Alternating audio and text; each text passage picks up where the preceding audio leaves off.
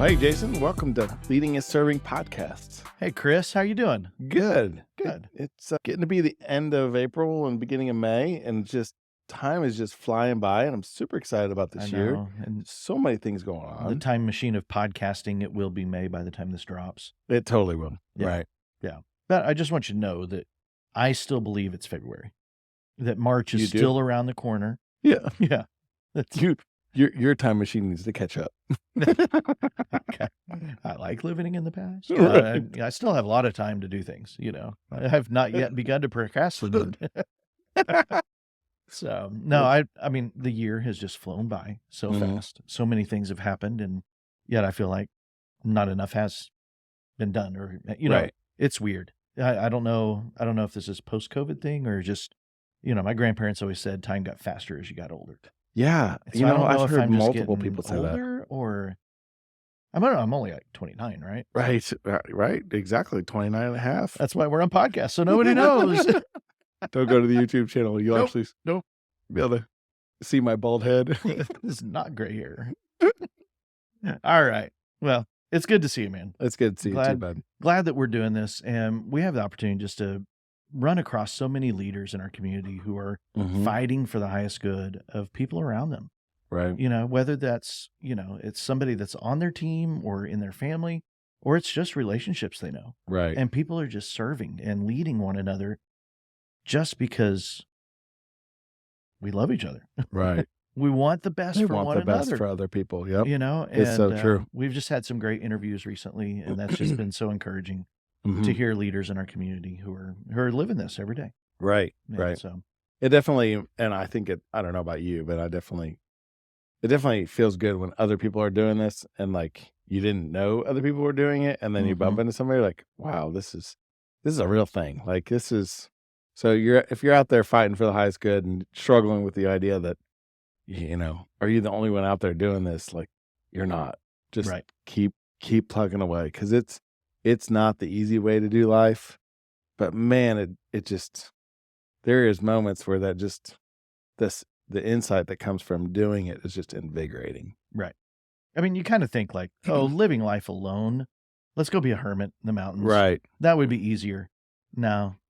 I mean, there might be some aspects that are easier, but you can do that for a time. I mean, the fulfillment is in finding the gold in other people.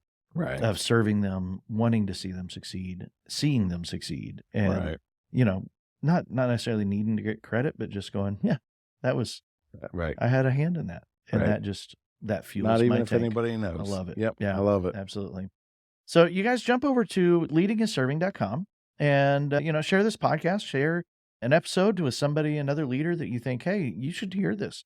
Give us a rating and review. Man, that really helps us keep going here at the Leading and Serving podcast. So jump over to the website. We'd love to hear from you. And don't forget that the signups are still going on for the Uncommons Network. We're still looking for some more people. Peer-to-peer mentoring groups are firing up. We've got a group that's starting up very soon. And so you guys jump on board. Yeah. It's real soon. Yeah. By the time this lands. Maybe even by the time I was going to say, by the time this lands, it might be. We've already had our first. I'm super excited about our meeting. Yeah. This is going to be good. So you guys, it's just an opportunity to meet a couple times a month with other leaders here in the community that you get a chance to sharpen one another through business and leadership development. Asking questions, working with one another, and really just fighting for the highest good of one another through these things. And so the membership is $50 a month, and all the proceeds go to the Uncommons for the vision of, launching these things in the community. Man, yeah, we're just really excited about it. So we hope you'll jump over there. For sure. So, but today we're going to start a little kind of a mini series. Okay. I guess you could say, talking about the 4 types of leaders that are out there.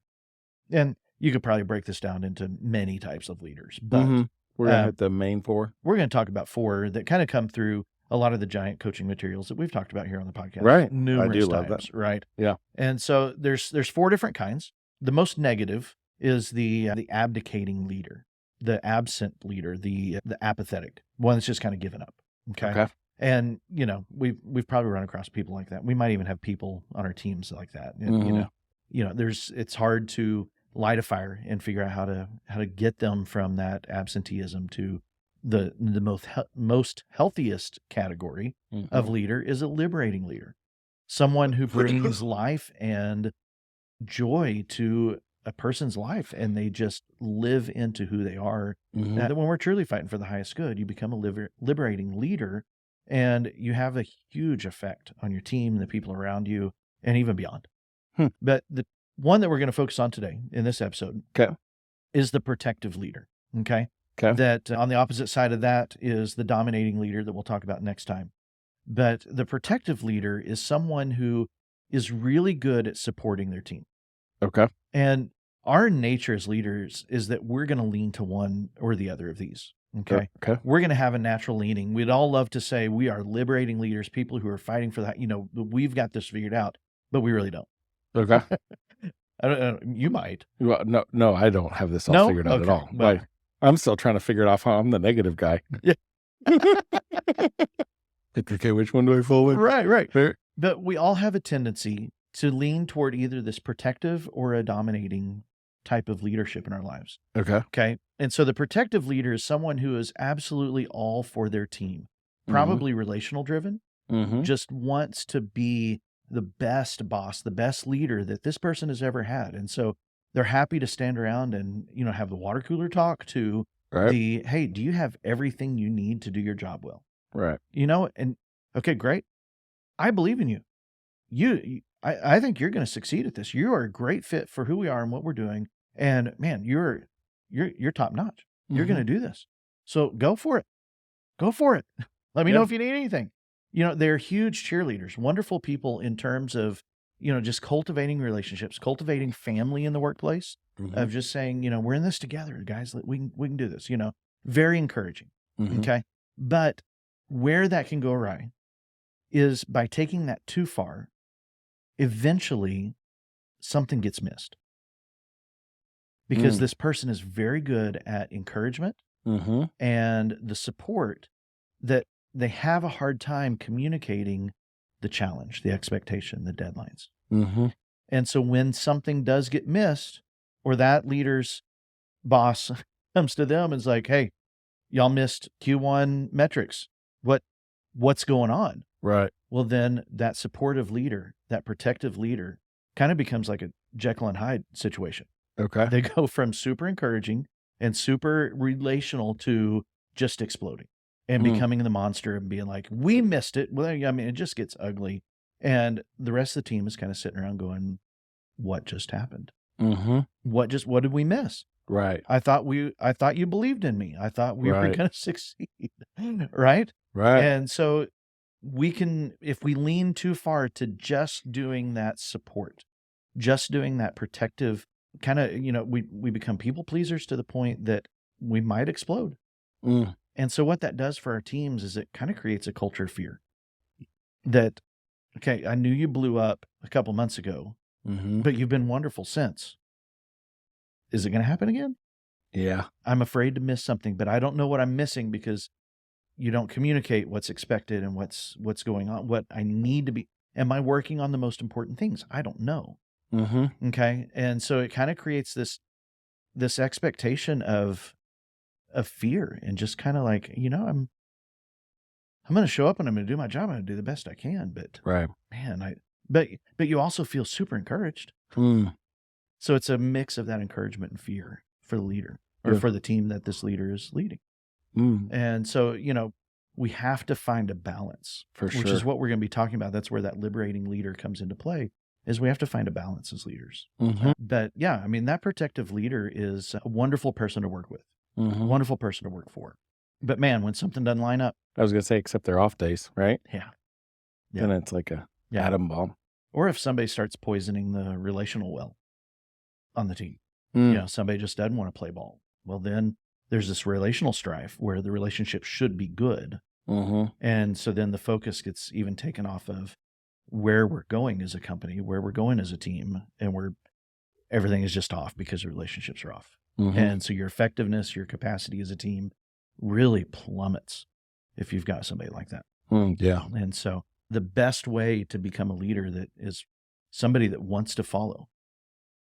I mean, we've all had leaders that we have to follow. Right. But if you want to become a leader that is worth following, we Right. have to learn to find that balance. Totally agree. We have to learn to not just be encouraging, but also bring some challenge to the relationship. And, that's what we're going to talk about when we get to the liberating leader. Yeah, and we've talked about this balance before too, haven't we? Like Yeah, it's been a good while. like Yeah. it's just it's not one of those things. It's like you said, we lean towards one thing or another, right? Yeah. And it's hard to I think many leaders struggle with the idea that they have to figure out what is their downfall. Right. And then trying to communicate that effectively is like what you said. And then it's just a matter of that's a real world problem that many leaders struggle with. Like, and then trying to be the guy that you want to follow or to be the person that you would want somebody to follow. It's just like, there's a lot of stress there, a lot of expectation / responsibility. It's not light. I mean, we talk about it loosely, you know what I mean? Right. But it's like to be in that position, it's a lot of weight. Yeah. And as a leader, I definitely lean toward this protective side. I was going to say, I wonder, I was like, man, I kind of feel like I'm falling there. I think so. And I think I observe struggle with with the idea of, I struggle with effectively communicating my thought process because I don't always feel like I can get out the words to be able to effectively communicate it, if that makes sense. Right. So, and then when it goes sideways, I usually dog myself more so than anything else, just because I'm like, well, obviously you're the problem, right? Because it starts here, right? So many times, right? Yeah, I mean, So you got it's to like, start with yourself. Right. So maybe I didn't communicate it effectively. So I can't really get mad at them, Right. the people that I'm trying to lead. Right. Because there's 50-50 here. Right. Like majority of the time, it's because I didn't effectively communicate it. So it's like, I can't get mad at everybody else. Right. But yeah. Yeah. I mean, I did the whole Jekyll Hyde thing with one of my kids the other day. Oh, did you really? Yeah. That, we've got the Xbox in the basement, and a couple times I've seen the TV left on overnight, and okay, just so I like to use sarcasm and humor and keep things light, right? And so, like, hey, get the TV turned off. I don't know that I expressed it super succinct, and stop leaving your cups or whatever. Right. Clean up after yourself. I mean, you're a teenager. Quit being a teenager. I know. Yeah. But man, I walked through the basement the other night, and there was just a little bit too much left behind. Yeah. And I was like, I will cut off the Wi-Fi. Like, we're gonna put the hammer down. That's right. Yeah. Hyde came out. So Jekyll was gone. So done that with my kids. Yeah. I mean, if you're trying to figure out what kind of leader am I in the workplace, maybe look at your home life. Yeah. Ask your spouse. Yeah. Or maybe not. Or maybe not. Or ask a close friend who can give you the real advice without any. Yeah. I mean, how do you, if you're married with kids, how do you work with your kids? Because that can bring a lot of insight into your tendencies as a leader. It really can. So true. Who would have thought that kids were like the natural leadership skills training? Oh. Like if you actually wanted to focus on making sure you're trying to bring them up as well as you can. Man, we should be pros. Right. We should be pros. I'm pretty sure I'm failing. I don't know that about like being a pro. I'm just still trying to get to a C-level grade. That's right. That's right. Well, if you're out there tonight or today, just listening in, kind of going, yeah, I feel like I might lean to that protective side. We're going to talk about that a little bit more in the upcoming episodes of how we move from the protective side to that liberating leader. Okay. Because what happens is when things get crossways with us, we end up jumping to the dominating leader. Yep. That's that Jekyll and Hyde thing happening, or the Hulk, where Hulk smash, and you just become this dominating leader for a moment. And then it's right back to, hey, we're good friends, and I believe in you. You're a great guy. Right. Yep. And so people are left wondering what is going on. And so if that's you, be thinking about communication. Be thinking about how clear am I about setting boundaries, expectations, deadlines, of communicating what really needs to be done and challenging someone. And that could be as simple as, man, you did, I mean, your support side comes out of saying, man, you did such a great job on that last project. But I think this next time around, you could be 10% better. Yeah. Because I know you've got it within you.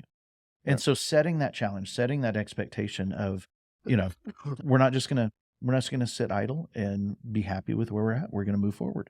We're going to get better as a team, as individuals. And, you know, and so be thinking about your communication skills. Be thinking about those conversations that kind of make you feel, Mm-hmm. you know, we don't want to have those. No. If we're in that protective side, we don't like having it because it just feels, you know, it just doesn't feel good. No. It just doesn't feel right. And, So true. But then we go way overboard once our buttons have been pushed too far. Yep. You know, and so that's your protective leader. That's kind of the profile of that first leader. Stay tuned as we get to talk about a little bit more about. We're gonna go dominating next. No, we'll deal with some of these different things maybe. That's and right. Get to the better side of things so we can try to know what we're shooting for. That's right. So you guys jump over to the website, leadingandserving.com. We'd love to hear from you. Yep. Send us a voicemail or a text or all those good things. Email. We'd love to hear from you. And we're still looking for interviews. So make sure you send us a lot of great information. A lot of great ways to be involved in the podcast. We'd love to Please. hear from you. Y'all have a great day. Thanks Catch for joining you next us. time. Bye-bye.